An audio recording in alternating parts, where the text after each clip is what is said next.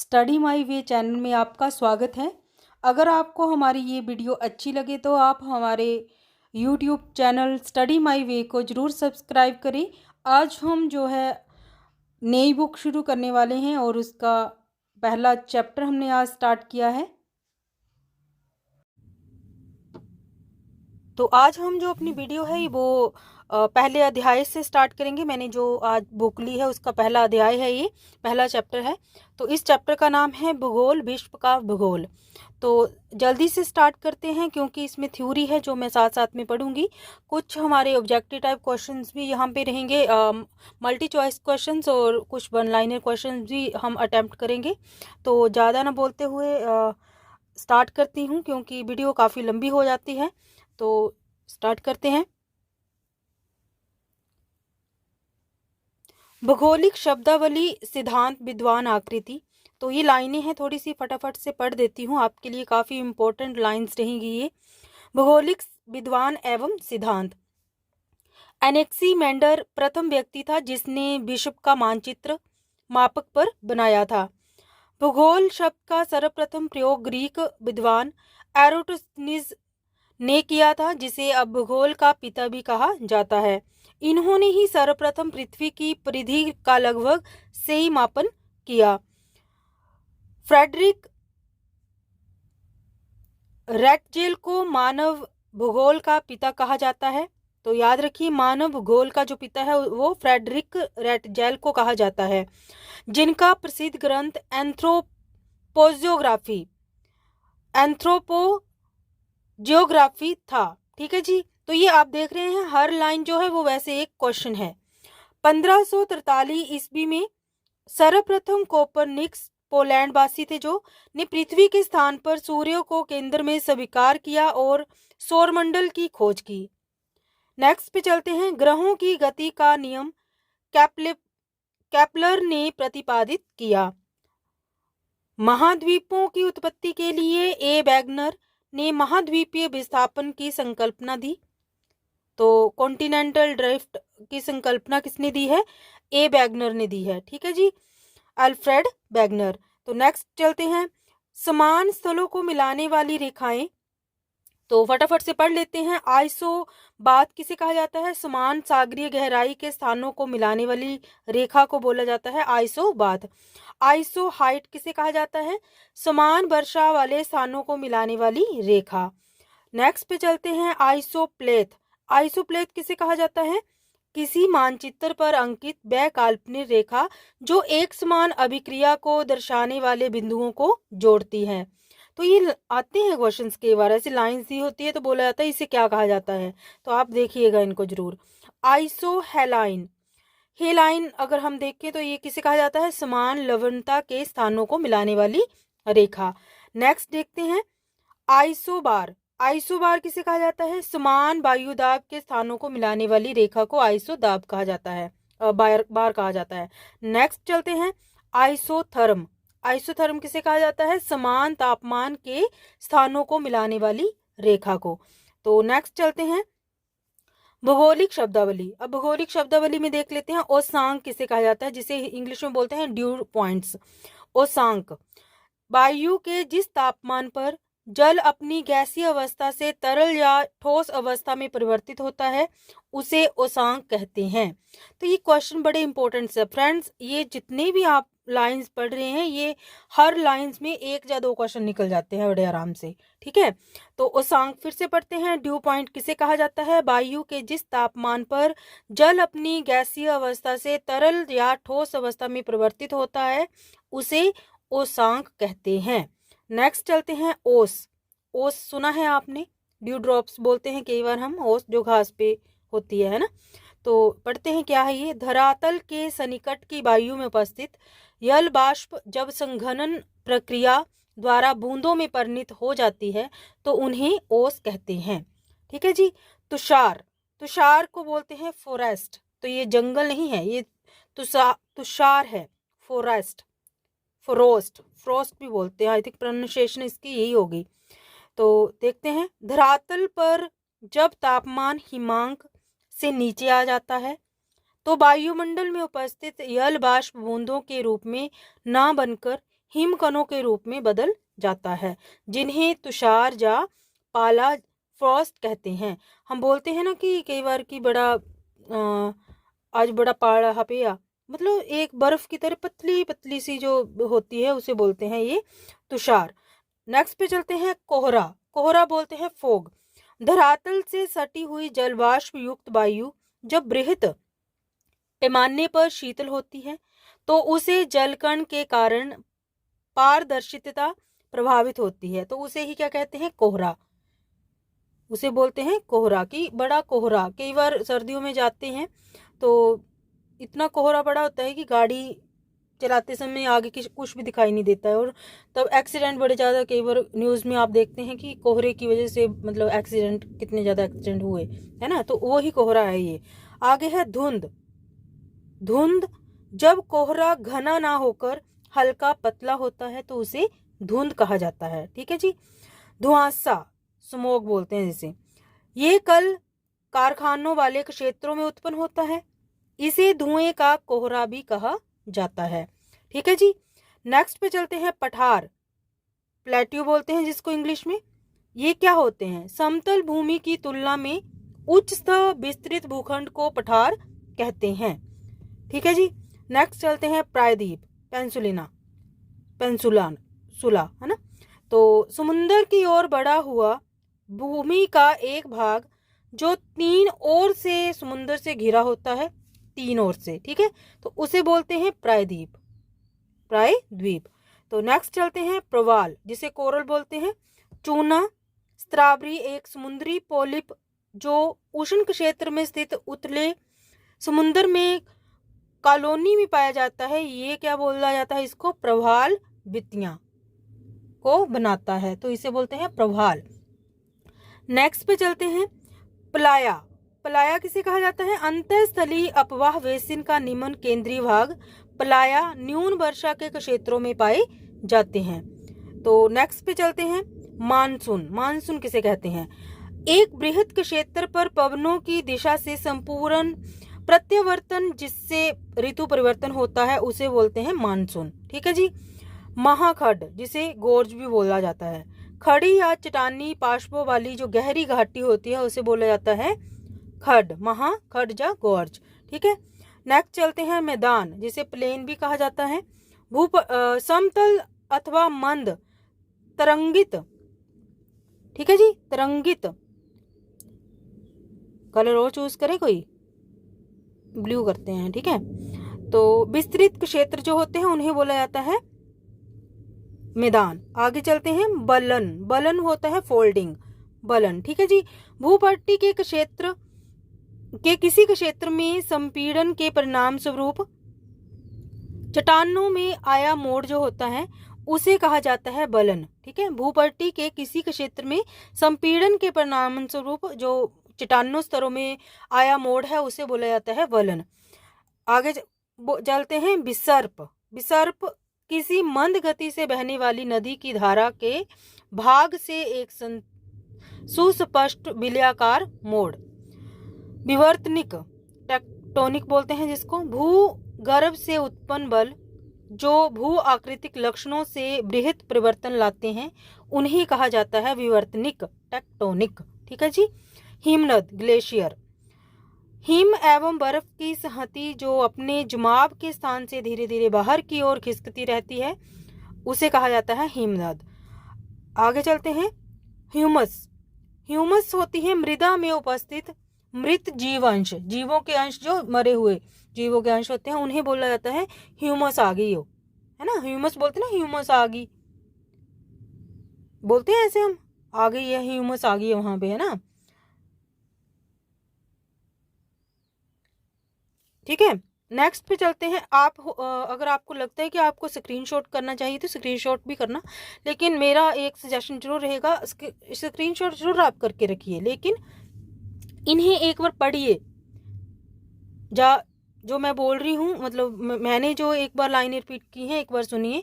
आप स्क्रीनशॉट करके भी रख सकते हैं और फिर बाद में भी पढ़ सकते हैं, लेकिन एक बार आप सुन लोगे तो आपको काफ़ी चीज़ें जो है वो दिमाग में रहेंगी। ठीक है।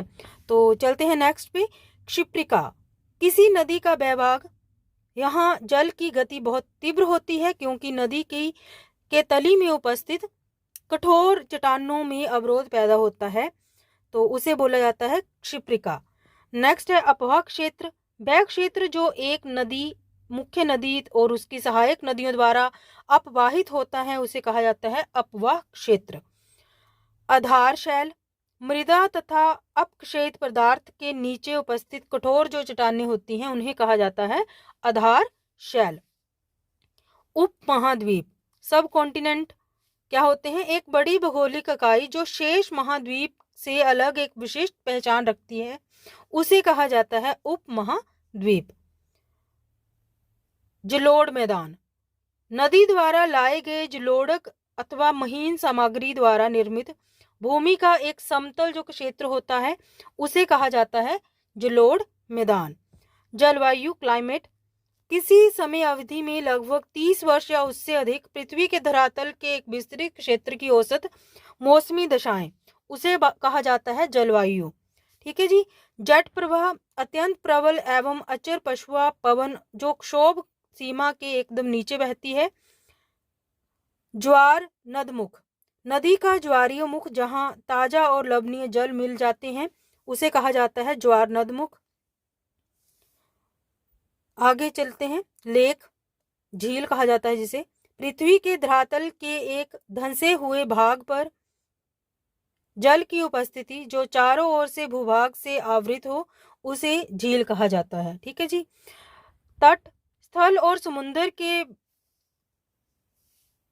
बीच संपर्क के क्षेत्र, इसमें भूमि की वह पट्टी भी सम्मिलित होती है जो समुद्री तट के साथ लगती है, तो इसे कहा जाता है तट या कोस्ट। तटीय मैदान, तटीय मैदान बोलते हैं कोस्टल प्लेन को। तट तथा अंतस्थलीय ऊंची भूमि के बीच स्थित समतल निम्न भूभाग को कहा जाता है तटीय मैदान। तराई लोलैंड, जलोढ़ पंखों के निचले भागों में दलदली भूमि जो होती है और वनस्पति की एक पेटी उसे कहा जाता है तराई लोलैंड। दर्रा पास, ठीक है, दर्रा तो पर्वत श्रेणी से गुजरता एक मार्ग, पर्वत श्रेणी से गुजरता एक मार्ग जो एक कोल या बिदर की रेखा का अनुसरण करता है उसे दर्रा कहा जाता है। ठीक है जी। द्वीप आइलैंड, आइलैंड किसे कहता है? कहा जाता है महाद्वीप की तुलना में एक ऐसी भू सहित जो चारों ओर जल से घिरी हो, भू सहित और चारों ओर जल से घिरी हो उसे क्या कहा जाता है? द्वीप कहा जाता है। ठीक है, तो नेक्स्ट पे चलते हैं। अगला है हमारा भौगोलिक आकृतियां। तो भौगोलिक आकृतियों में देख लेते हैं, ये भी काफी इंपॉर्टेंट क्वेश्चन है। भौगोलिक आकृतियां,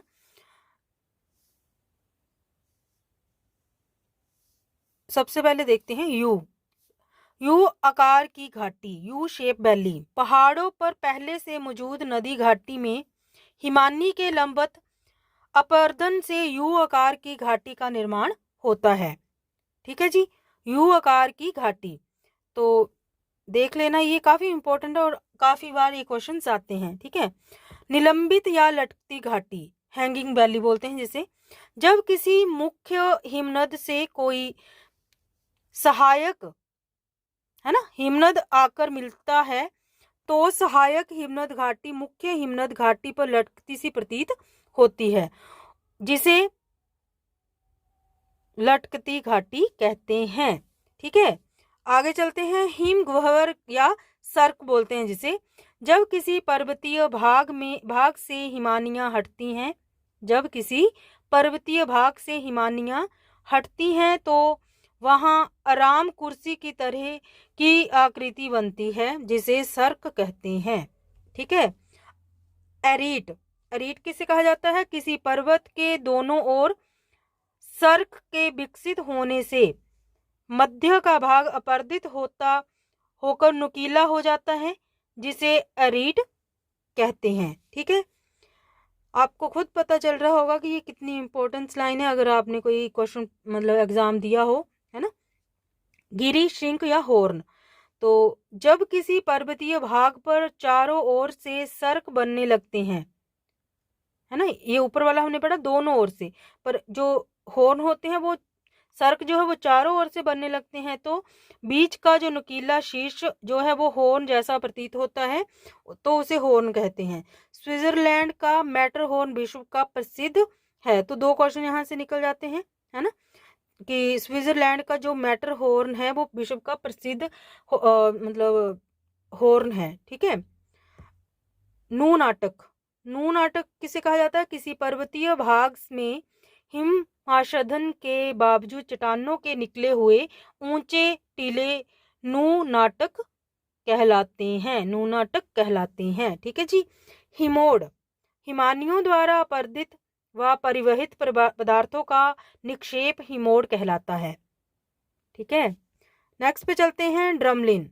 ड्रमलिन जब हिमानियों के तलस्थ हिमोड या थोड़े थोड़े समय पर गुम्फाकार टीलों के रूप में जमाव होता है तो उससे बनी स्थलाकृतियों को ड्रमलिन कहा जाता है।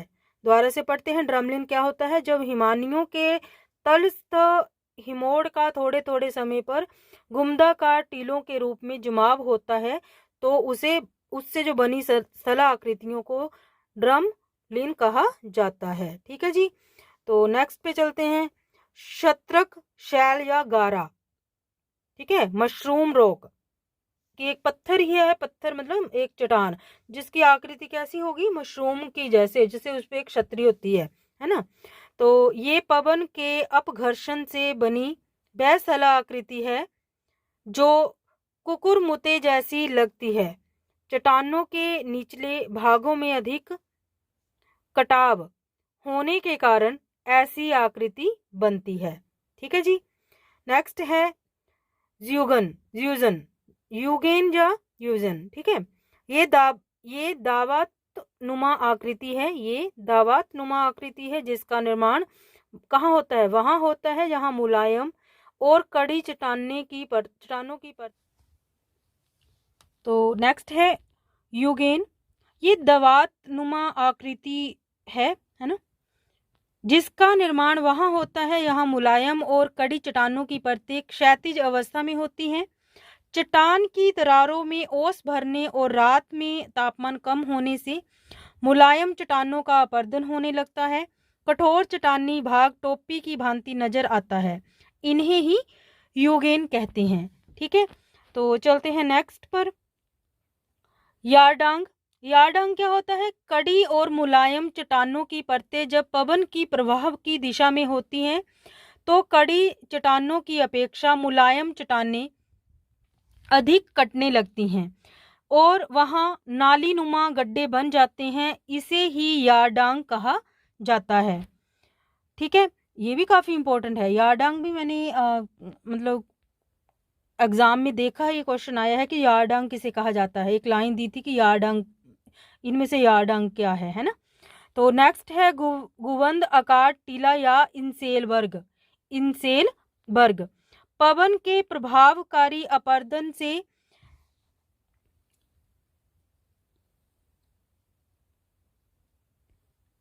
जब चट्टानी भाग कट शट कर समतल हो जाता है और यत्र तत्र कड़े चट्टान टीले के रूप में उभरे रह जाते हैं तो इन्हें इंसेलबर्ग कहा जाता है। तो इन्हें इंसेलबर्ग कहा जाता है। दोबारा से फिर से पढ़ते हैं। पवन के प्रभावकारी अपर्दन से जब चट्टानी भाग कट छट कर समतल हो जाता है और यत्र तत्र कड़े चट्टान टीले के रूप में उभरे रह जाते हैं तो उन्हें इंसेलबर्ग नाम दिया जाता है। नेक्स्ट है हमारा ड्राई काउंटर। भूमि पर बिछे कठोर चट्टानी टुकड़ों पर बालूयुक्त हवा की चोट पड़ने से उनका आकार घिसकर चिकना व तिकोना हो जाता है। ये तिकोने टुकड़े ही ड्राई काउंटर कहलाते हैं। ठीक है जी। ड्राई काउंटर भी पता चल गया आपको किसे कहा जाता है? तिकोने टुकड़े जो होते हैं। ठीक है। लोएस क्या होता है? मरुस्थलीय क्षेत्रों के बाहर पवन द्वारा उड़ाकर लाए गए महीन बालू कणों के बृहत निक्षेप को लोयस कहते हैं। मरुस्थलीय क्षेत्रों के बाहर पवन द्वारा उड़ा लाए गए महीन बालू कणों के बृहत निक्षेप को लोयस कहा जाता है। ठीक है, इसकी मिट्टी जल मिलने पर अत्यंत उपजाऊ हो जाती है। चीन के ऊपरी मैदान में लोयस मिट्टी मिलती है जो गोबी मरुस्थल से उड़ाकर लाई गई है। ठीक है जी। नेक्स्ट है पेडीमेंट।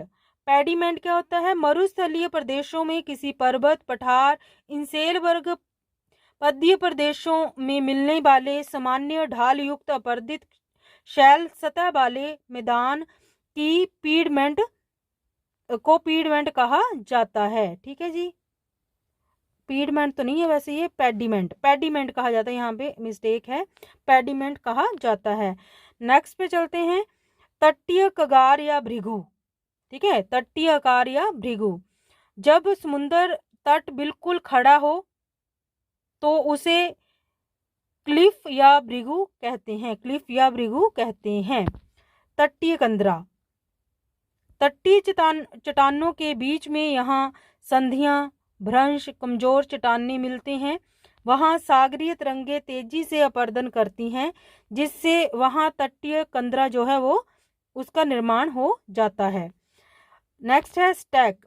स्टैक किसे कहा जाता है? कंदराओं के मिलने से बने प्राकृतिक मेहराबों की प्रकृति अस्थायी होती है। इस मेहराब के ध्वस्त होने के बाद चट्टान का जो भाग समुद्र तल के जल में स्तंभ के समान शेष रह जाता है उसे ही स्टैक कहा जाता है, उसे स्टैक कहा जाता है। पुलीन, पुलीन है बीच। तो तटीय भागों में भाटा, जलस्तर और समुद्रीय तटरेखा के मध्य भालू, बजरी, गोलाश्म आदि पदार्थों के अस्थायी जमाव से बनी जो स्थलाकृति होती है उसे ही पुलीन कहा जाता है। ठीक है, नेक्स्ट है रोधिका। तरंगों तथा धाराओं द्वारा निक्षेप के कारण निर्मित कट्टक या बांध को रोधिका कहते हैं।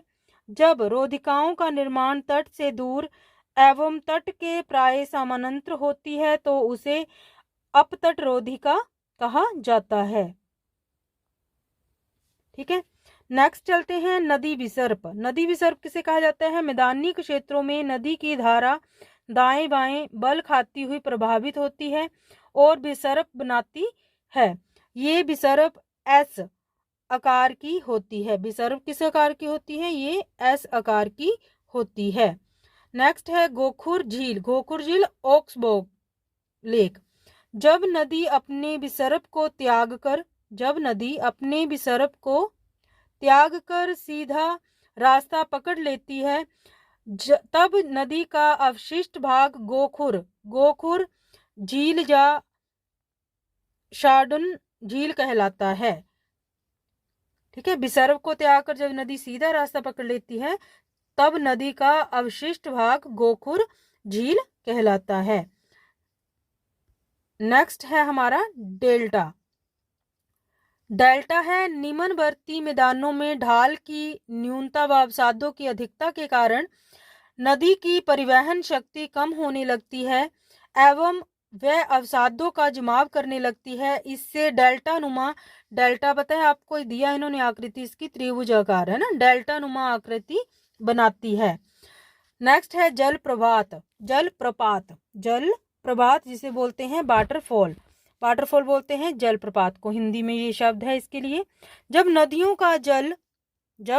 का जल ऊंचाई से खड़े ढाल से अत्यधिक वेग से नीचे की ओर गिरता है तो उसे क्या कहा जाता है? जल प्रपात, उसे कहा जाता है जल प्रपात। काफी इंपॉर्टेंट है ये भी। बी आकार की घाटी, पहले आपने पीछे पढ़ी यू आकार की, ये है अब बी आकार की घाटी, बी शेप। नदी द्वारा अपनी घाटी में की गई ऊर्ध्वाकार काट के कारण घाटी पतली, गहरी और बी आकार की हो जाती है। इसमें दीवारों का ढाल तीव्र व उथल होता है। यद्यपि घाटियों में थोड़ा क्षैतिज अपरदन होने लगता है परंतु घाटी का गहरा करने का कार्य सर्वाधिक महत्वपूर्ण होता है। आकार के अनुसार ये दो प्रकार के होते हैं, गोर्ज और कैनियन। सामान्य रूप में बहुत गहरी तथा संकरी घाटी जो होती है उनको गोर्ज कहा जाता है, पीछे आपने पढ़ा होगा गोर्ज। ये अपेक्षाकृत खड़ी ढाल वाली होती है। ठीक है जी। नेक्स्ट है लैपोलिथ, फैकोलिथ व सिल। तो ऊपर उठते लावे का कुछ भाग क्षैतिज दिशा में पाए जाने वाले कमजोर धरातल में चला जाता है।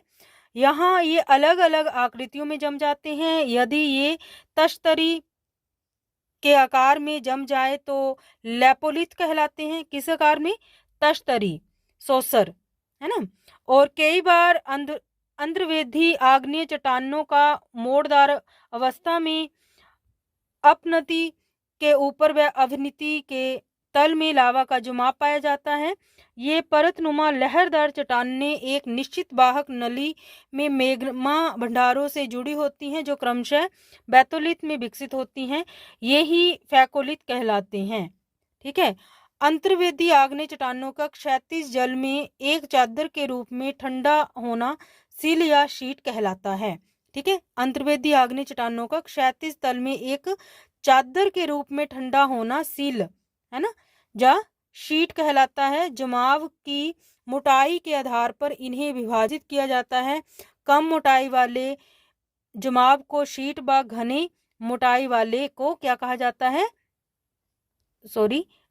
जमाव को शीट और घने वाले को सील कहा जाता है। ठीक है जी। नेक्स्ट है डाइक। जब लावा का प्रभाव दरारों में धरातल के लगभग समकोण होता है और अगर किसी अवस्था में ठंडा हो जाए तो एक दीवार की भांति संरचना बनाता है, इसी को डाइक कहा जाता है। नेक्स्ट चलते हैं बैथोलिथ। बैथोलिथ, यदि मैग्मा का बड़ा पिंड भूभट्टी में अधिक गहराई पर ठंडा हो जाता है तो ये एक गुंबद के आकार में विकसित हो जाता है। अनाच्छादन प्रक्रियाओं के द्वारा ऊपरी पदार्थ के हट जाने पर ही ये धरातल पर प्रकट होते हैं। ये विशाल क्षेत्र में फैले होते हैं और कभी कभी इनकी गहराई भी कई किलोमीटर तक होती है। ये ग्रेनाइट के बने पिंड है। इन्हें बैथोलिथ कहा जाता है जो मैग्मा भंडारों के जमे हुए भाग हैं। ठीक है जी। तो ये थे हमारे और क्वेश्चंस, जिसमें से एक लास्ट बचा है उसे पढ़ के हम फिर वन लाइनर पे चल देंगे। तो अब हमारा लास्ट जो थ्योरी का रहेगा वो है लैकोलिथ। लैकोलिथ ये गुंबदनुमा विशाल अंतर्वेदी चट्टानें हैं जिनका समतल व एक पाइप रूपी वाहक नली से नीचे से जुड़ा होता है। इनकी आकृति धरातल पर पाए जाने वाले मिश्रित ज्वालामुखी के गुंबद से मिलती है। अंतर केवल ये होता है कि लैकोलिथ गहराई में पाया जाता है। कर्नाटक के पठार में ग्रेनाइट चट्टानों की बनी ऐसी ही गुंबदनुमा पहाड़ियां हैं। कहाँ पे? कर्नाटक में। इनमें से अधिकतर जब अपपत्रित हो चुकी हैं, एक्सप्लॉइटेड, है ना, धरातल पर देखी जा सकती हैं। ये लैकोलिथ व बैथोलिथ के अच्छे उदाहरण हैं। ठीक है जी। तो ये थी हमारी थ्योरी। वैसे तो थ्योरी पढ़ते पढ़ते वीडियो काफ़ी लंबी हो गई है, लेकिन अगर आप चाहते हैं कि मैं थ्योरी ना पढ़ूं, सीधे ही एमसीक्यू और वन लाइनर क्वेश्चन पढ़ूं, तो आप कमेंट करके ज़रूर कहें, बताएं मेरे को। ठीक है। तो हम चलते हैं वन लाइनर क्वेश्चंस पर। भौगोलिक मानचित्र में नदियों को किस रंग में दर्शाया जाता है? तो सन आप साथ में देख सकते हैं, मैं साथ में नहीं पढ़ूंगी, नहीं तो और टाइम वेस्ट होगा। ठीक है। तो नीले रंग में। यूनानी एस्ट्रोनॉमर बोलते हैं जिसको कोलिडसियस टोलेमी ने किस शताब्दी में अपना यह सिद्धांत प्रतिपादित किया था कि पृथ्वी स्थिर है और सूर्य उसकी परिक्रमा करता है? तो 140 एडी में किया था उन्होंने। और 16वीं शताब्दी में सौरमंडल के सूर्य केंद्रित सिद्धांत के प्रतिपादक निकोलस कोपरनिकस किस देश के निवासी थे? तो वो पोलैंड के थे। पेनिसुला प्रायद्वीप बोलते हैं जिसे क्या है? ऐसी भूमि जो 3 ओर से जल से घिरी रहती है प्रायद्वीप कहलाती हैं। उदाहरण भारत प्रायद्वीप। ठीक है जी। आगे है controls represent places having equal altitude. Equal altitude होते हैं इसके। नेक्स्ट है इग्लू क्या है? इग्लू होते हैं बर्फ के बने हुए घरों को क्या कहा जाता है? इग्लू कहा जाता है।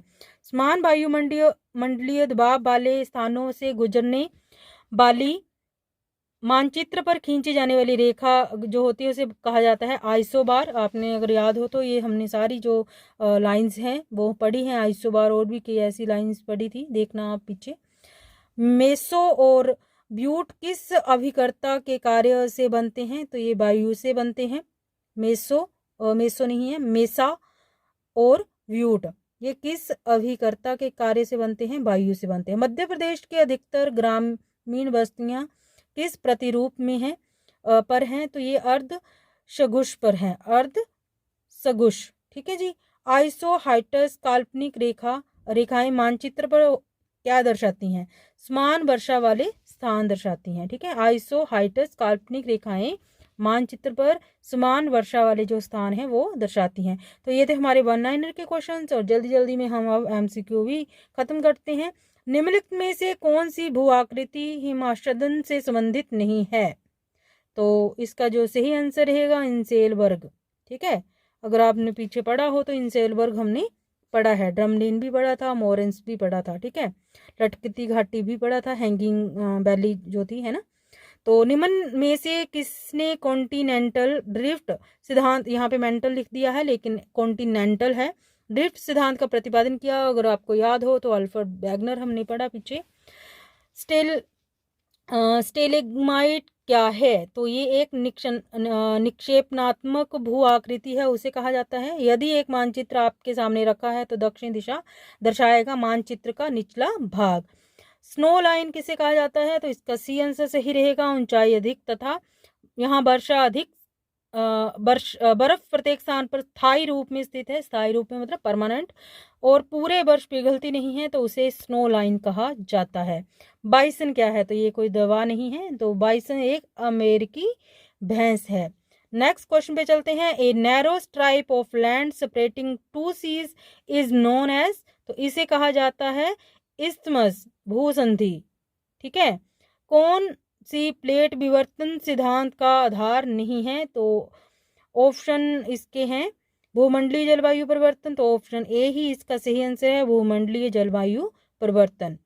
ठीक है, तो नेक्स्ट चलते हैं। हैंगिंग घाटी बहुत सामान्य है, तो कहाँ होती है हैंगिंग घाटी? हिमानी क्षेत्रों में। नेक्स्ट क्वेश्चन है द वर्टिकल, ऊर्ध्वाधर बोलते हैं जिसको, distance above the mean sea level is known as altitude, altitude कहा जाता है उसको। जल की एक संकरी सीमा जो कि दो सागरों अथवा बड़े जल भाग को जोड़ती है उसे कहा जाता है जलडमरू, स्ट्रेट बोलते हैं इसे। आर्चीपेलागो से क्या अभिप्राय है? कई द्वीपों का समूह जहां होता है उसे आर्चीपेलागो कहा जाता है। तो ये थे आज के हमारे क्वेश्चंस और आज का जो हमारा चैप्टर था। कल हम नए चैप्टर के साथ, चैप्टर तो नहीं, इसका इसी चैप्टर का नेक्स्ट टॉपिक रहेगा, उसकी वीडियो बनाने की कोशिश करेंगे।